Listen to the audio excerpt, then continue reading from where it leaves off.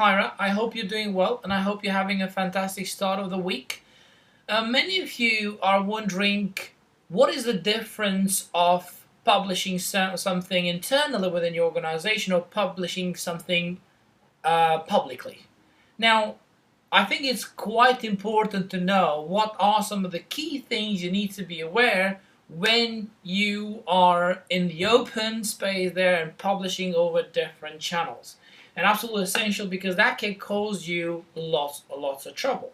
And I'm sure you've seen so many cases where people have lost jobs, people have lost projects, have lost their studies, universities, and things like that. So we thought it would be a good idea to kind of tackle this one today. Okay, now the key thing is that there is a model that we call let go, pretty much, is a constraint against being personal and being open. So I thought I'll just kind of talk to you through some of these key things and for you to be aware of these matters because we believe they are really important indeed, especially when it comes to all of these hundreds of social networking channels that we use in our everyday base. Now, first things first, legal reasons. Of course, you can get into big trouble if you don't know what you're doing with your publishing work, and also what you're saying, most importantly, because you could be saying something that will put you in a big trouble. Now, it's very important to know before you publish something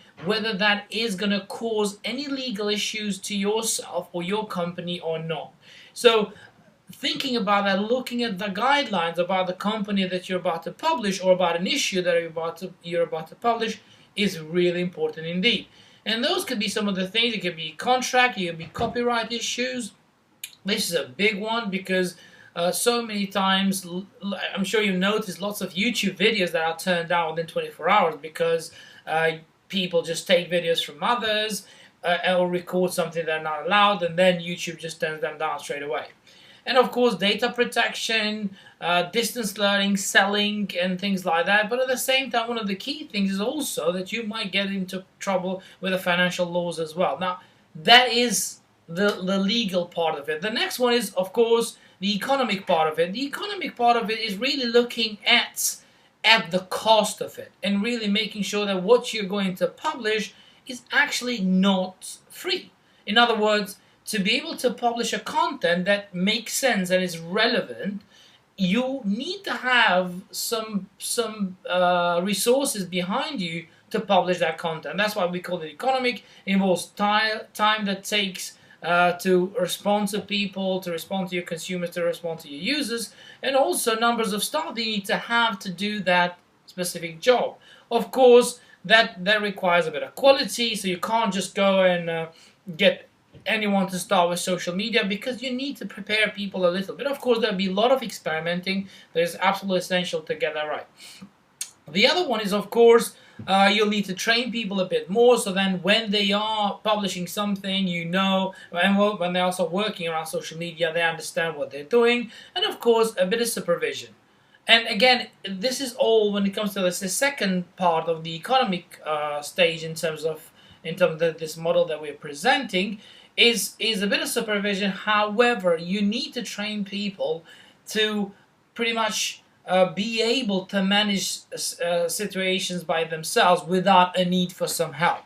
The third stage is technological. Now, this is the place where you kind of need to start using some tools to manage your presence and know when somebody's saying something about you. And this is what the tools make it happen. And there are so many tools.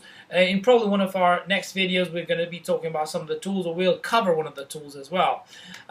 So that could be about monitoring tools on social media. Man, things are great, but I failed regardless. I can't explain it. There's nobody around. Wonder what. There are different tools, of course, you can use, but at the same time, you can automate some of these tools and then have templates that you might be using whenever somebody's talking about you or whenever you want to send a direct message. The fourth stage is the grammar and the spell checking and everything else. Now, we get that wrong a lot ourselves. Everyone gets that wrong.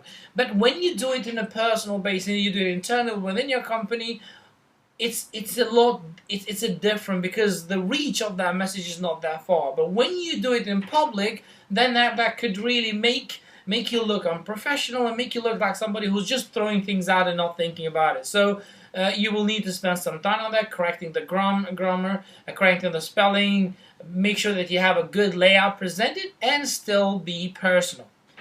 The last stage that you will need to be thinking about is think about other things where are related to corporate image, lack of trust around your brand and around the things that you're doing, but something also to make sure that you have all of this put in place, that you have a consistency in whatever you publish throughout different channels.